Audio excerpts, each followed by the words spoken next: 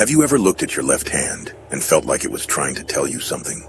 Not just a passing glance, but a moment of eerie recognition. A strange birthmark that's always been there. A line that curves like a river, too precise to be random. A scar that healed in the shape of something that feels symbolic, even if you can't explain why.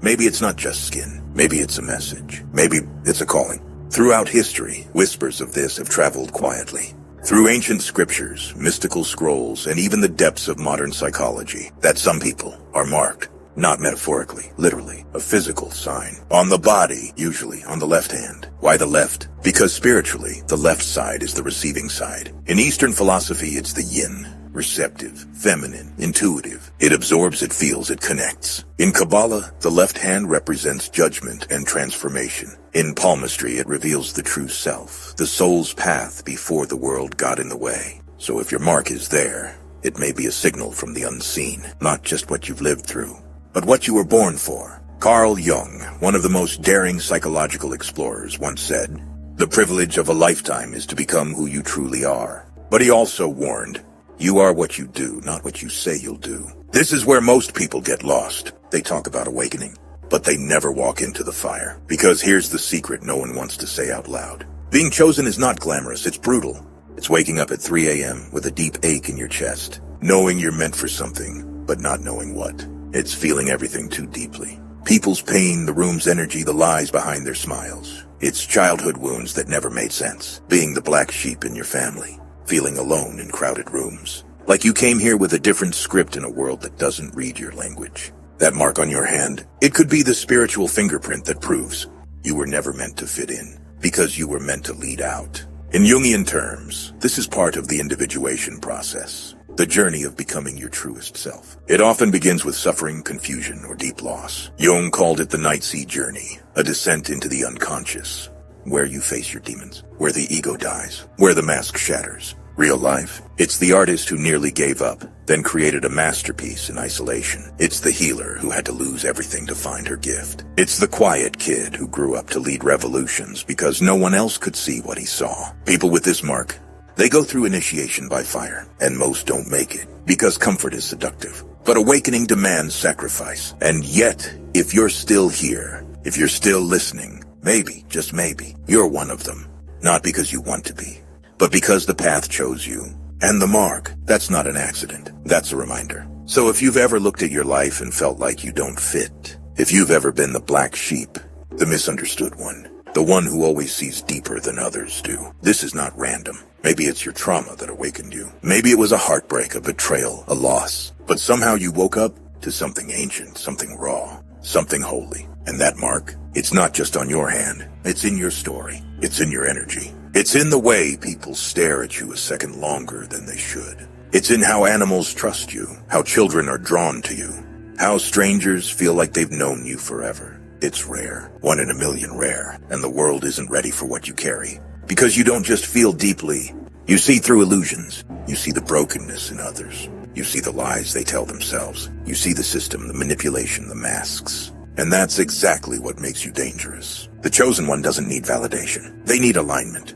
The mark doesn't guarantee comfort. It guarantees awakening. And that's where the story gets darker. Because once you know who you are, you can never go back to sleep. But how do you know for sure that you are the one? How do you decode the sign you've carried all your life? What if the very thing you thought was a flaw was the divine proof you've been waiting for? We'll go deeper, but only if you're ready. So, let's talk about the mark. Some call it the mystic cross, a rare X that appears between the heart line and the head line. If you have it on your left hand, tradition says you've been chosen for spiritual insight. You were born to see through the veil, but this isn't fortune-telling, it's soul-telling. The mystic cross doesn't guarantee peace, it guarantees purpose. It shows up in people who are called to walk between worlds, to translate suffering into wisdom, to carry light into dark places. Then there's the M mark, formed when the major lines of your palm curve in just the right way. You won't find it in everyone, but those who have it are said to possess a rare combination of intuition, leadership, and fate. Not luck, destiny. You see, the ancients believed your hands tell a story your mouth can't. Before you spoke your first word, your body was already holding the prophecy. You are the message, and maybe yours was written in scars, a burn that healed into a strange shape. A freckle or mole exactly over a pressure point. Or even an old wound from childhood you never told anyone about. But it never faded. That wasn't an accident. Carl Jung believed in synchronicity, the idea that meaningful coincidences are signs from the unconscious, or even the divine. So when the same symbol appears over and over on your hand, in your dreams, in your life, that's not random. That's the universe confirming your assignment. And it gets even deeper. In palmistry, the left hand represents your inherited soul blueprint. It's the hand of potential, what you were meant to become before the world told you who to be. And this is why so many chosen ones suffer early in life. Because if the left hand holds your divine signature, the world will try to erase it. With doubt, with trauma, with rejection. It's almost like the darker your childhood was, the brighter your calling becomes. And here's the brutal truth. Chosen ones are not chosen for comfort. They're chosen to confront. They're the ones who break generational curses. The ones who stop cycles. The ones who carry pain with dignity, so no one else has to. And yes, it's lonely. Because being chosen means you'll walk roads no one understands. You'll crave depth while others stay surface. You'll love with intensity, but receive betrayal. You'll see the truth and feel like you're crazy for it. But you're not crazy. You're just awake. And if you're still watching this, it's probably because deep down, you've always known. You've felt it. You've seen the patterns. The way people open up to you within minutes. The way you've predicted things without knowing how. The way your body reacts to lies, even when no one else notices. That's not coincidence. That's your gift waking up. But with great sensitivity comes great responsibility. Because the chosen one doesn't just receive insight, they embody it. And that's where the transformation begins. The world is full of people with opinions, but very few with vision, and even fewer with the courage to act on it. So the real question is, if you have the mark, if you are the one in a million, what will you do with it? Because the next stage of the journey, it's not about proof, it's about power. And power, when it's not understood, can destroy the person holding it. So we're about to go even deeper. We are about to explore the tests that every chosen one must face. The 3 archetypal shadows that try to steal your destiny, and how to survive the transformation without losing your soul. You've already seen the signs. You already feel the calling. But not everyone who is called answers. Will you? 1. The shadow of the false self. I am who they need me to be. At some point early in your life, you learned something crucial, but false. You learned that being authentic wasn't safe. You discovered, maybe not in words, but in glances, punishments, and silences, that your truth had consequences. So you adapted. You became the good girl, the obedient son, the quiet one, the achiever, the one who never complains. You became whoever they needed you to be. That wasn't a conscious decision. It was survival. Maybe your father only praised you when you performed. Maybe your mother only gave affection when you suppressed your anger. Maybe school, church, or your culture punished your uniqueness, your art, your rebellion, your voice. So slowly, without realizing, you began to abandon yourself, piece by piece, until all that was left was a mask. Carl Jung called this mask the persona. The persona is that which in reality one is not, but which oneself as well as others think one is. E Carl Jung, CW7 para 245. It's the face you wear to be accepted in a world that doesn't want the full weight of your truth.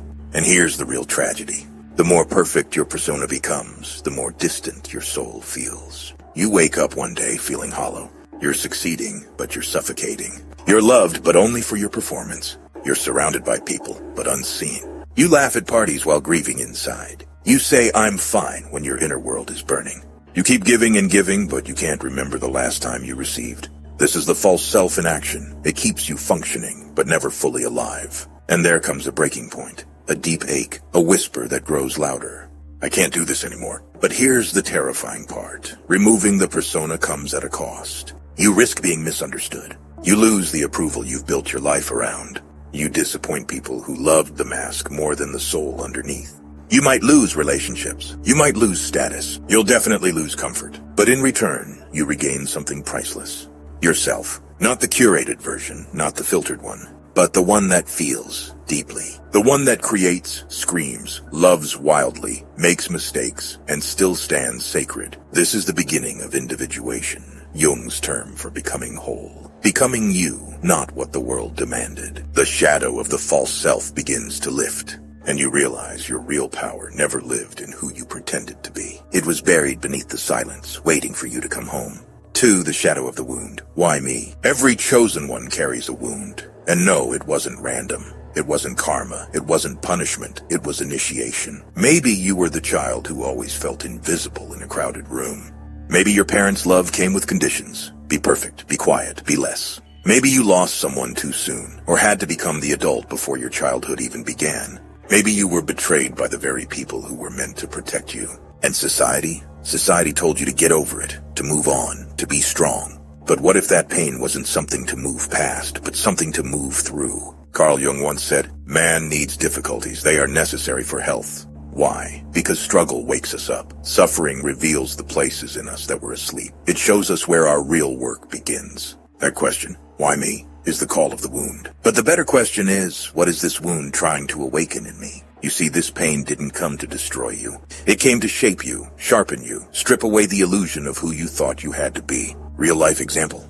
Take the child who grew up with emotionally unavailable parents. That child becomes the adult who struggles with love, always fearing abandonment, always trying to prove their worth. Until one day they stop chasing people who can't love them back. They turn inward. They face the wound. They realize I was never unlovable. I just learned love through pain. And in that moment, the wound becomes wisdom. This is the journey of the chosen one. Not the one with the cleanest past, but the one who stopped running, who stopped numbing, who said, "This pain stops with me." You don't get to rewrite the beginning of your story, but you do get to decide where it leads. You are not broken, you are breaking open. And that opening is where your soul begins to speak.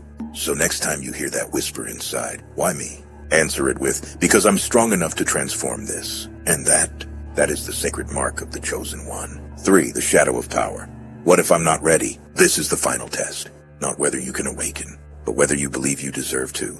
Because awakening isn't just about seeing the truth. It's about becoming it. At first, it arrives quietly. You catch glimpses of what you're capable of. How people hang on your words. How you intuitively understand things others can't explain. How your very presence shifts the atmosphere in the room. And then comes the flicker of fear. Not fear of failure, but fear of power. Your own. You hear it like a whisper just under the surface. Who do you think you are? You're not special. You're just pretending.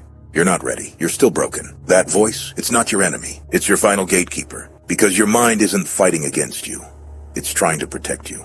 From stepping into a version of yourself that could change everything. From a life that might demand more truth, more responsibility, more visibility than you think you can handle. It's that deep ancestral fear that power corrupts. That if you own your voice, your light, your vision, you'll lose your humility. You'll lose your relationships. You'll lose yourself. So you stay small. You keep your insights to yourself. You smile when you want to speak truth. You say maybe later when your soul is screaming now. But let me say this clearly. Your power does not make you dangerous. Your denial of it does. The world is already full of gifted souls playing small. Not because they aren't ready, but because they're terrified of what they might become if they stop hiding.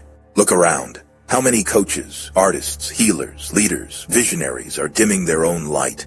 Not out of humility, but out of fear that if they fully step into their calling, they'll be misunderstood, judged, or rejected. Maybe you've done it too. You've walked into a room and felt the pull to speak up, but stayed silent to be polite. You've had a vision for something greater, but waited for someone else to give you permission.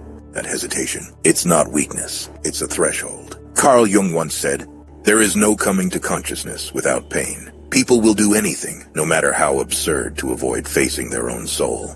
And facing your soul means facing this truth. You're not scared of being inadequate. You're scared of being powerful beyond measure. Because if you are powerful, if you really do carry something the world needs, then you can no longer pretend you're just getting by. You can't blame the world anymore. You can't play the victim. You're called to lead yourself. But here's the paradox. The more you try to earn your power, the further away it feels. Because power doesn't come from perfection. It comes from alignment. It's not about knowing everything. It's about being fully present with who you are. It's not about control. It's about frequency. When you stop trying to perform, stop hiding your gifts, stop running from the mirror, you step into what Jung called the individuated self. The you that isn't defined by trauma or approval, not just a product of your past, but a revelation of your soul. You become the mirror. People won't know why they're drawn to you, but they will be. Because you carry the energy of someone who has met themselves. And when you meet yourself, when you integrate the broken parts, the sacred parts, the feared parts, you don't just meet your potential, you meet God. But here's the final truth most people can't handle. Once you awaken, you can't go back to who you were. And more painfully, You can't stay where you are. You will have to leave things behind. Friends, habits, even parts of your identity. Because the next part of this path, it requires a death before the rebirth. But death of what? That's where we're going next. So here you are. Maybe something stirred inside you while listening. A quiet remembering, a flicker of truth that didn't feel new, but ancient. Like you weren't learning something. You were waking up to it. Maybe you glanced down at your left hand and questioned, has that mark always been there? But the truth is, some marks don't show up on skin. They show up in silence, in suffering, in the moments where you felt everything inside you breaking, just to reveal what could never be broken. Because this isn't about a tattoo, a birthmark, or a literal sign. It's about a spiritual encoding, a kind of psychic fingerprint, etched deep into the soul before you ever took your first breath. You see, the chosen one is never chosen for comfort. They're chosen for transformation. And transformation always comes with a cost. Carl Jung once said, if the path before you are clear, you're probably on someone else's. That's the curse and the gift of the chosen one.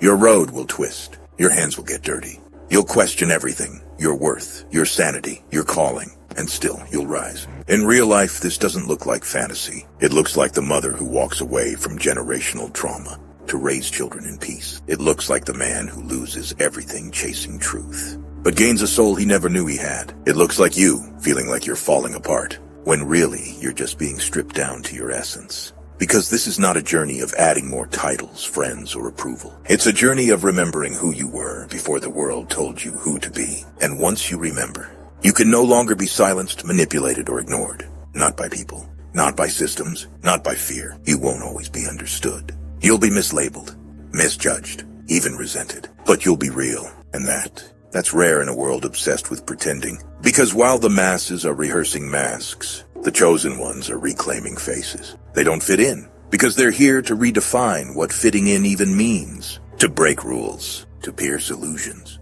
to embody the kind of wholeness that terrifies the shallow and awakens the broken. To be unapologetically powerful and spiritually dangerous to anything built on lies. So if you're still here, still listening, still feeling this burn in your chest, that's your sign. Or maybe you've always been the sign, one in a million. Marked, not on your skin, but in your story. Set apart, not for superiority, but for sacred responsibility. Because the truth is, purpose doesn't pamper you. It haunts you. It follows you into dreams. It whispers when you're trying to forget. And it won't let you rest until you finally stand up and say, yes, I'm ready. And now it's your move. If this message touched something ancient inside you, if it reminded you of something you didn't know you knew, don't scroll past it. Share it with someone else who's silently carrying the same mark. Sit with it, because truth doesn't always come with trumpets. Sometimes it comes with chills. Speak it out loud, into the mirror, into the world. And above all, subscribe, because this journey isn't ending. Not even close. The chosen ones are waking up, quietly, relentlessly. And when enough of us do, the world won't know what hit it. Are you ready?